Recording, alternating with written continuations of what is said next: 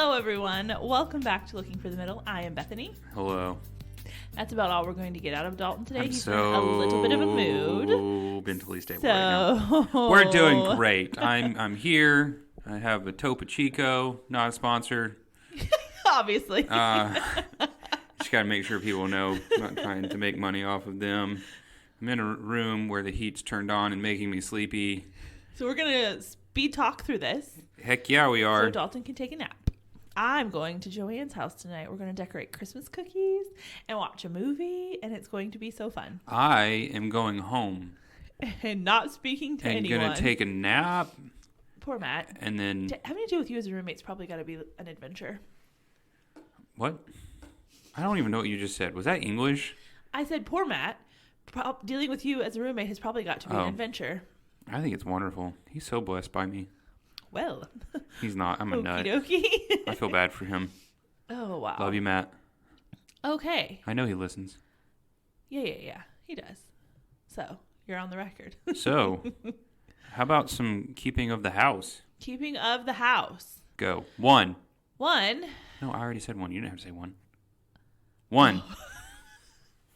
Well, I was thinking about this. We have our newsletter and we have Patreon. And so far this season, we have not been, and by we I mean me, not been so great at keeping up with either one of them. So I feel bad even talking about them on here. Yeah, way to go, Bethany. So you don't get to talk about any of that. So anyway, we have those things. You can sign up on our website. At this point, I wouldn't. I feel bad, though, so you don't have to. But so there's that. We do have a Facebook group. When was the last time you posted in there? Me posted? It's been a while. I don't post in it. It's a female group. I know. I'm just saying people post. Like, when was the last time I personally posted? It's been a while, but there is discussion that goes on in there. And I am thinking of first of the year-ish, maybe more into the spring. We had such a good time with the Bible studies that we did from that group in the past, so I am planning to pick one of those back up in the spring. So if you guys want to do that, jump in there. Word. So we have that, and then that's really about it. We have an Instagram. We have Instagram, yes, LFTM_podcast. You can follow along there. So yeah, that takes care of the keeping of the house. Was that 3 things? Yes. How about the questioning of the day? Was it really 3 things? Why did I only It was really feel like 4. Patreon, newsletter, Facebook, Instagram.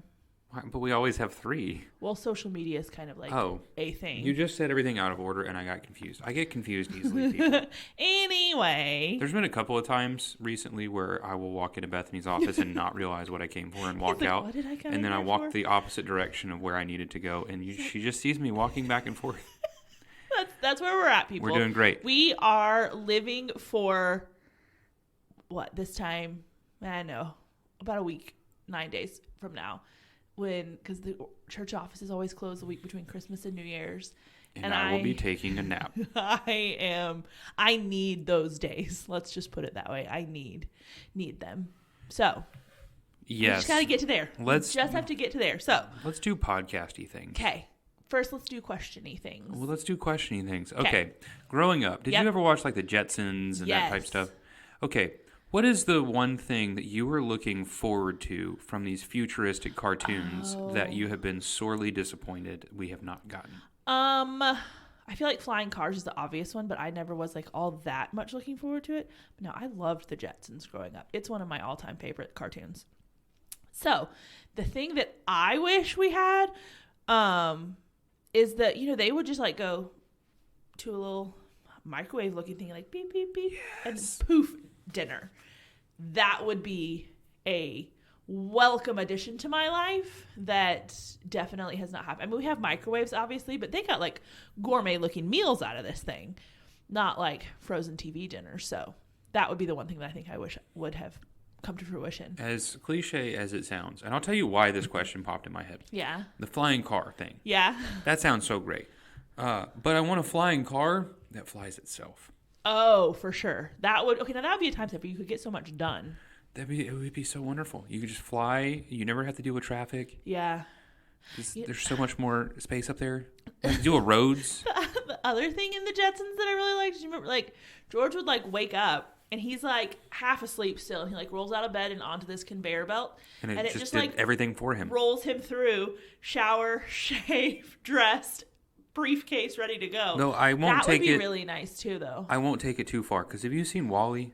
Yeah. Okay. All those people turned to little roly-poly-olies. True. They we were go there. they were quite large and had to live in a wheelchair. That's so like true. we don't want to do that. Happy medium. But here's the reason why it came up. I was just so disappointed in our world while watching a commercial. Because it's this commercial for these sunglasses that can show you your text messages and all of this stuff. And, like, that's cool and all. Yeah. But the Jetsons promised that we would have a whole lot more by now. That is true. What year was the Jetsons set in? Because I feel like it's... I remember a thing going around the internet a couple years ago that was like, this is the year George Jetson would have been born. So we're probably only talking 20 or 30 years into the future. We are not... Well, okay. At this point. If George Jetson had children... Some of them were like, wasn't one of them like a teenager? Judy was like in high school. Okay, so 40 years. Yeah, but like, I'm just saying we're to the Jetsons. I don't feel like we're headed there. No, we're not. That's what I mean. We're in that era, and we're not. We're not headed close. in great technological advances. We're headed into the world of stupid. Yeah, we really are. We're giving you these weird little creature comforts that really aren't that great. Yeah. I just got mad at the TV when that showed up. I'm like, I want a flying car by now. Oh my word. Speaking of commercials though, did you see, it's been a week or so ago now, the Chevy commercial that came out for Christmas? No. It's like, I mean, they call it a commercial. It's like 5 minutes long. That's not a commercial. I know, but that's what they call it. I don't know what else to call it. You should go watch it. I like bawled. It's like the most heartwarming, but also I don't sad cry. thing ever. I already cry enough. If you need a good cry, this will do it for People, you. It will wreck you. Let's just get this out in the open. I'm a crier. Oh, you absolutely. I'm not normally. You're not at all. So for me to tell you that... There's so many people in my life that are not criers, and I am. You make up for all of them? I mean, I'm not that big of a crier. How long has it been since last time you cried? 24 hours. Okay. Just checking. It was the book of Job's fault. Oh, okay. It was. You read Job 38 through 42, and you just get teary-eyed. Yeah. Every time that the Lord says to Job, were you there when I hung the Pleiades? Like, no. And then you just, tears. Yeah. So good. Okay. I don't even know where that came from. Somehow we got on me crying. Yeah, I said the Chevy commercial. I don't want to watch that. I don't want to watch that. I'll send it to you anyway. Yeah, and I'll ignore it. Like when my sister sends me TikToks. I don't even have a TikTok account. I don't either. Oh. I didn't know you could even watch them without an account. Okay, we are majorly like filibustering, getting nothing done here. I don't even know what we're talking about today. I forgot. Yes, you do. I told you. Oh, okay. If you forgot. We are talking about, remember, because last week we talked about the winner of the poll of topics. I'll guess. Why the church is obsessed with marriage. Yes. Ha! See? Good job. I listen sometimes. So, why are they? You were supposed to start. No, I can start. We already talked about this. I know. We have, it's funny, we've talked about this topic in general several times over the years we've been doing this podcast. And I had an interesting thought leading up to this episode that's a little bit different. It kind of flips the question a little bit in that I fully acknowledge the church as a whole is very obsessed with everyone getting married. What do you mean by that? Let's define that a little bit more. What do you mean the church is obsessed with everyone getting married? I mean, the church, the people in it, that seems to be at the forefront of their mind, as if every single person is a problem that needs to be fixed. Oh, okay. And there is maybe obsession is not the right word, preoccupation.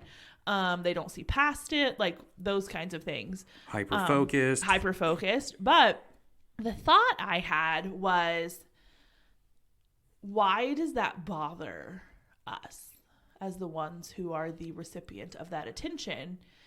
And the thought was maybe it's bothersome because we are equally as hyper-focused / obsessed / whatever the other words were on that same thing.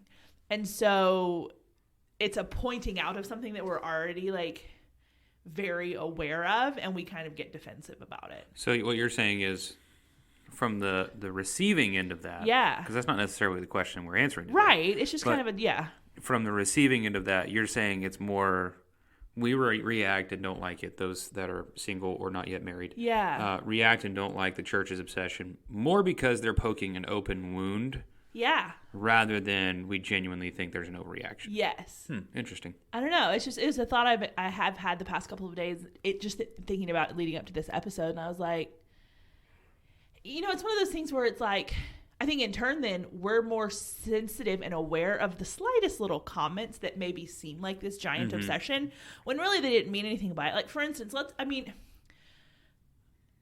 I don't know, with anything where you maybe have an insecurity about it or you are really sensitive to it. Sorry, there's construction going on behind us as well. They're replacing the gutters or something. Like the slightest comment or even very distant allusion to that thing will seem like a big deal to you because it's forefront of your mind. You are very conscious of it. When in reality, what they were saying isn't even really that related to the issue sometimes. Does that make sense? It is. I'm just wondering, is this something that you've dealt with, and is that why you kind of came to this conclusion, or are you noticing it in other people? It's not something in me recently. I mean, in the past, I don't know, probably 5 years. But it has been. In the more distant past, it has been. But it is something I've noticed just in like hearing the comments that were made and then seeing the reaction by the person of, I can't believe they said that. And I'm going, I don't think how you interpreted that is what they meant, if that makes sense. Yeah, okay, I can see that. And so it just got me thinking of like, I don't know that they weren't thinking the direction that the recipient of the comment thought they were going. But because it is so top of mind, everything seems like that. There's so much going on behind me right now. I can hear like conversations and all sorts. Sorry, guys, if there's background noise. We don't really have anywhere else we can go. Yeah, sorry. I got very distracted by the drilling and the radio and all that stuff. Anyway, okay, no, I could see that. Yeah. I can definitely see that being part of the reaction to that. Because it does, you don't want people constantly talking about your relationship status. Right. Because they're just pointing out something in you. Yeah. That you don't necessarily like. So I guess I could see that, though I don't think that answers It doesn't. The question we're posing today. No, it doesn't, and I'm not saying that's the answer. No. It was just a thought I had, and I haven't talked about that in relation to this topic at all before, so it's just something to throw out there of. I think it is helpful for those that are listening that are asking the same question of why is the church so obsessed with marriage, of check yourself before we go on, of is this something that you're currently dealing with where you're just so frustrated with people that are actually being really loving and kind to you that you're reacting as if they just stabbed you in the back when in all actuality they just made a comment. Yeah. Even though it is funny, I was at a wedding on Saturday and someone came up to me and goes, "You're next." I'm like, aren't you engaged? Were they? Yes. Oh, my word. But I was next, apparently. Well, okay, then. I guess they're going for a long engagement. It's like, that doesn't make any sense, but that's, sure, go ahead. Do you know how many people, have people said that to you too? Oh, yeah. Every time I'm at a wedding, it's a church member coming up to me, "You're next." Yeah. Like, do you know something I don't know? That's the equivalent, and this isn't original to me, I've heard it some other places, but like, it's the equivalent of like being at a funeral and you walk up to an older "You're person, next." "You're next." Like, we would never do that. I mean, I might. Huh? I might, just to mess with people. I guess depending on who it is, yeah. But yeah, I don't know. I know it's frustrating, and it is something that's like, even though it's from a very well-intentioned place most of the time, like people want to be encouraging. "Oh, you're next," or, "There's just a great guy or a great girl, out there for you. Just wait." And it's like, okay, I understand the sentiment behind that. But first of all, that's not necessarily true. What is playing behind me? Sounds like they're gonna salsa out there. I don't know. But really with both of those comments, the "you're next" and the "there's just a great guy out there for you somewhere," like, it's well-intentioned. I understand it, but it's not necessarily true. No. Especially in your case Saturday, the likelihood of you being next is very slim. Like, that's not going to happen. But it implies that this is a foregone conclusion, that this is something that absolutely will happen for you. And that's hard for people who already really want something that doesn't seem to be happening to hear. Not that, everything someone says is contingent on that, but it's just not true at the end of the day. There may not be a great guy out there. There may not be someone you're next. Like, that's just not necessarily the case.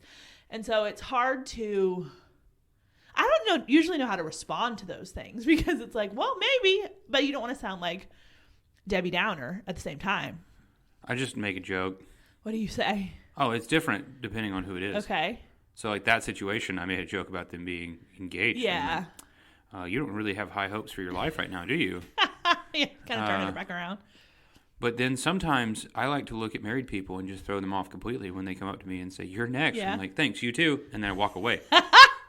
I don't even wait to see what their response is. I just mess with their head. It's like when you're in you're in a restaurant. Someone drops off food. "Enjoy your food." "Thanks, you too." You're like, "Dang it." Sometimes I do it just to get their reaction. Just to be on purpose. I like to stir the pot. When I leave drive-thrus, there's been a few times, like if my friend's been driving and we're in a drive-thru, as we're driving off and the window's closing, I scream, "Love you." That's funny. So that's the type of person I am. I think it's well-intentioned, though. I will say, frame the entire conversation with, for the most part, the majority of people that say that are being well-intentioned. They totally They're just are. not saying the right thing. Now, to get into the main topic of conversation, I'm curious as to what your reason for wanting to talk about this is, but because I know we voted on it, but it was still a topic that we talked about. Yeah. I come from an interesting background. I will not name names of the certain institutions that I went to, but prominent Bible college. And every single year at the end of the first semester, the fall semester, it's so easy. Out there. We might have so many loud noises in a moment. Yeah. There's a guy climbing the ladder. I can see him out the window. Okay, go ahead. Anyway, prominent Bible institution. I'm having such a hard time paying attention. Anyway, prominent Bible institution. At the end of the fall semester, they would gather all of the undergrad guys together and have like this man time, and the ladies would go off and do the same thing. And we're at a Bible pastor training institution. It wasn't about pastoring. Yeah. It wasn't about ministry. It was about find a wife.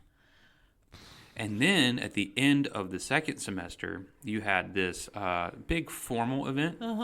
And the time in between those two things was called open season. Oh, I cringe every time. That's so awful. So it was like always about find a wife, get married. And for the ladies there, find a husband, get married, be a pastor's wife. And what it created is this culture of where guys and girls could not interact with one another, because if I even so much as looked at you while in class, you thought I wanted to marry you. Yeah. Yeah. So that's a prominent Christian institution, and I know it's happening in the church as well. Oh, yeah.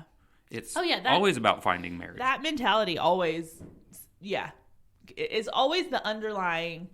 It's like, are you dating anyone? Are you looking for someone? You're not. What are you doing with your life? Almost like, and there's so many things you're gonna have to edit on this one. So, it's only gonna keep getting worse. We just have to talk fast. So, as far as like talking about like my reason behind wanting to talk about this, I mean, this has been on the topic list for a while, and I think for me, the driving force behind it has always been, as the person who has been this on the single side of this obsession or hyperfixation or whatever you want to call it, I've been the recipient of a lot of the comments and all of those things, and it hasn't ever, I don't know, it hasn't necessarily bothered me to the degree that I know it has other people, because I just laugh it off and move on a lot of times. But there is this element of the idea and the feeling that being single is seen as being less than. Even if it's not, they're not necessarily looking down on you. It's almost like it's this thing to be pitied because you haven't reached a certain level of maturity or sanctification or just wholeness as a person because, well, you're still single. And I know that's a prominent thing. I mean, I've talked to you guys out there enough to know this is pretty universal in the sense of like, at least among the female population, you just feel less than. And now at the end of the day, how you feel and your reactions and what you do with that is your responsibility. Like, you don't just wallow because someone said something. But at the same time, I think it's a problem that this just goes on and on and on.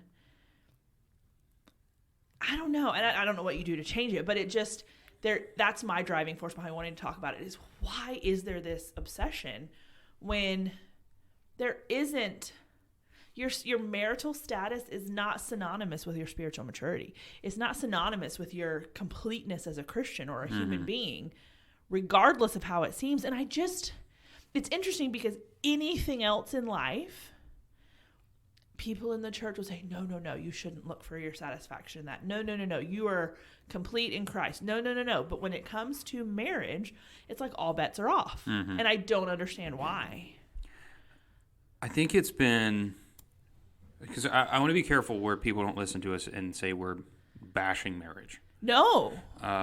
Because if genuinely, if we're not careful about it, it's going to sound so negative. Yeah. Like, well, they just hate marriage. Yeah. I don't know. That is I don't not mean that the at case. all. We're not bitter. We're not against it. In fact, I think it's a phenomenal thing. Sure. I think what is happening is the church is taking a good thing and making it an ultimate thing. That's kind of the feel that I get from churches that overemphasize marriage, because I love the idea of marriage. I want to be married one day. Oh, me too. I want to find a spouse. I want to have a family. All incredibly wonderful things. But it's not the ultimate thing. And we're pushing this down people's throats as if it is the ultimate thing.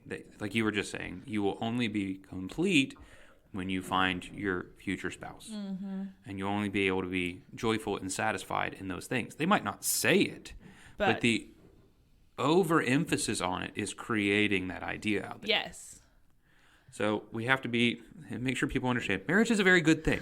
We are not anti-marriage. Yes, I'm glad you said that. Very, very good thing. God created it. God said it was good. Therefore, it is good. At the same time, certain people in the New Testament said it's okay to be single. Right. In fact, called it a gift. So both are good things. And both have their place in the church. Yeah. But when you overemphasize one, you also are de-emphasizing the other. Right. You can't see my hands right now. They're moving. Bethany's seeing me. Yes. When you do that, you create what you just described, second-class Christians. Yeah. You have people that are walking around the church going, I'm lesser because I don't have what they have, which is just not healthy, and it's not true. No, it's not. Yeah, going back to earlier about well, you're next, and those comments, at the end of the day, they're just not true. And same with this. It's just not true that there's any difference. It's not like there's a cap on your sanctification potential until you get married and like you level up. It unlocks a new level. That's just not how it works. The Lord uses all means for sanctification. Yeah. All means. And for certain people, it might be marriage. And for other people, it might be singleness. Like the Lord uses all things for his glory and for the purpose of making us more like Christ. So you're not going to be sanctified less if you're single. No, he's just going to do it through different means. Yeah. So I don't want us to create this culture of where you feel lesser or like you can't be more like Christ in these areas. Yeah. I am so distracted right now. Good grief. Normally, we're up here on Tuesday afternoons. Normally, it is like a ghost town. We sit here in silence and record, and it is like Grand Central Station today. I do not understand. There's construction going on outside. There's a random family that is outside. There's people walking in the room. There's random ministry stuff going on in another building. This is not usual. No, it is not. And the easily distracted me is not thriving in this environment. I'm so sorry. Okay, so then we have a train wreck. We have established that is the case. That there, like you said, there's not like tiers to Christianity. There's not first class and second class. Like that's just not how it is. But how would you, if you were talking to someone who was like, yeah, but this is like the prevalent mindset in my church, do you just grin and bear it? Do you just smile and know they mean the best? Like, when is the time to say, hey, this is not like okay, or no, you're wrong? Like, what's the best? Like, because I feel like if you make any sort of comment back, you inherently just come off as bitter and dissatisfied. Mm-hmm. You know what I mean? Because it's like, oh, well, they just really don't like being single. Like, what do you think? Is there a time for that? It's definitely depends a lot on the circumstances. I mean, I'm always going to say, you see something, say something. Sure. Type mentality that you just want to find a balance of you're not overreacting to one comment. Yeah. Because one or two comments, then you can leave it. Yeah. Again, people are well-intentioned. The church loves marriage. They want people to experience the joys of marriage. All good things. Right. But when you start to notice this pattern of where men's ministry events, marriage seems to be the only thing they're talking about. Yeah. Women's ministry events seems to be the only thing they're talking about. Constantly from the pulpit, they're talking about the problem with single people. Okay, now we're starting to see a culture issue here. Yes. Where they're overemphasizing one particular aspect of Christian living. At that point, you would have to say something. Yeah. Now, you want to find a balance of checking your own heart first, like you were doing at the very beginning, of making sure it's not just because people are poking an open wound. Right. So you have to check that first. Okay, am I just overreacting because I'm bitter, frustrated, or discontent? Mm-hmm. Check yourself there. Examine your own heart. If you are, pause. Right. Don't go any farther until you've dealt with your own sin issues. Mm-hmm.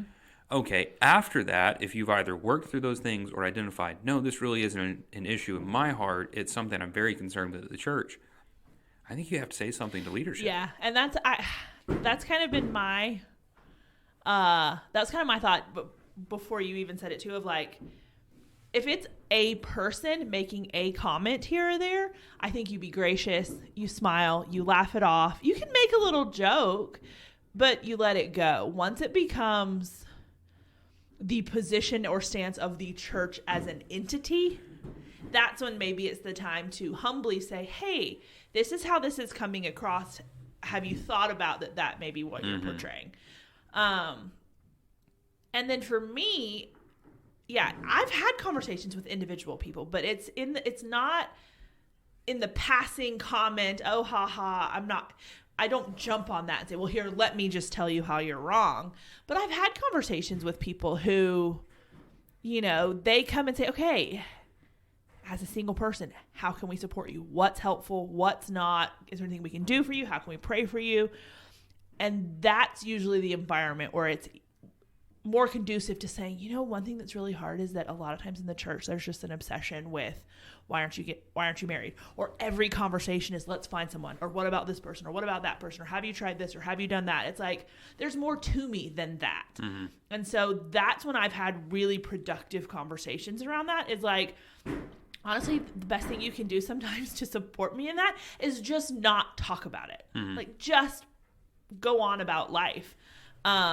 I will say one of the other things that I think is a good response is, instead of pointing the finger at other people and saying, you're doing this, you're doing that, you're creating this type of culture and environment, why don't you be a part of the change rather than just pointing out all the flaws? Okay, so you see an issue, you're going to speak to it. Instead of, you have to stop doing this, you have to stop talking about marriage all the time and making single people feel left out and all this stuff. Hey, we really need to grow in our ministry to single people, and not just creating a ministry where we put them off in their own little silo, but create a ministry that plugs them into the life of the body. Be a part of the change and not just pointing out the problem. That's I tell a really good point. to people constantly, don't just come to me with a problem, come with a solution. Yeah. And we'll talk through it. If you just bring a problem, I'm going to probably tell you, don't come back to me until you have some sort of solution. Yeah. Even if it's not the right solution, that means you still put effort in seeing the need for change. Right. So create a solution to the problem in your church. Start saying something, but also start doing something. Yeah. Don't just combat comments you don't like with complaining about them. Say, here's why this is problematic, or here's why this is okay, and here's how we can work together to overcome it, basically. Mm-hmm. I do think that gets you a lot further, because, that eliminates that. We were talking about, like, if you seem bitter or discontent or whatever, wanting to jump in and steer the ship a different direction goes a long way in making it seem like that's not the case, really. Okay. There's probably so much more that we could say, but it was just... this has just been a day, so guys. So much is going on behind and around. I will say, my summary of what we have talked about, since we have been all over the place, is the church is obsessed with marriage because marriage is a really good thing. Mm-hmm. We just take it too far sometimes. Yeah, I think that's a good summary. And I think to summarize then your response to that is always lead with grace. Be gracious when people make comments. Be understanding. And don't, jump on every little thing. But let me throw this out there as a good way to kind of wrap this up. Yeah. And see what you think. Okay. Just because your church is overemphasizing this and making you feel lesser, don't allow it to make you bitter towards marriage. Yeah. I think there's a danger in that where you go to a church and you start, okay, they're overemphasizing it, so my knee-jerk reaction is, I'm just going to be bitter towards I'll show them. I'm going to go the other direction. Don't allow people's overreactions or even idolatry of marriage to create in your mind and your heart this quiet hatred of marriage or this bad view of marriage that is just not biblical. That's a marriage good point. Is a good and beautiful thing. It was literally created by God to display the relationship that would be between Christ and his church. There's nothing better in terms of a beautiful picture. It's fantastic. Yeah. So don't look at this as a reason to hate marriage. Yeah. We love it. Yeah. Go get married. But don't make it an idol. Yeah, no. I think that's a good summary. And I will, goodness, guys, this episode's been all over the place. This day has been all over the place. It's kind of, this season has been all over the place. And I feel like. When it hasn't been your day, your week, your month, or even your year. I feel bad. I mean, we came on here, we're like, guess what? It's the last season. And now we're like, we are going to limp to the finish line. One way or the I'll other. be there for you. So I am so sorry it's been all over the place. I will say this. We are going to take the next couple of weeks off for the holidays. So look for us back 1st of January. And like I said before, I know we missed a few weeks prior to this. We are not going to shortchange you. We will pick back up in January with the remainder of the season. I would say probably look for another 6 to 8 episodes once we get back. So yeah, tune back in then. Until then, I hope you guys all have a wonderful Christmas, a very happy holiday season, that you were able to spend some time reflecting on what the meaning of this season truly is, and that it's when our Savior came to earth and his plan of redemption was enacted. So, and always remember, the cross was behind the cradle. It's very true. So, we'll leave it at that, guys. We will see you next year, but until then, I'm Bethany. And I'm Dalton. And this is Looking for the Middle.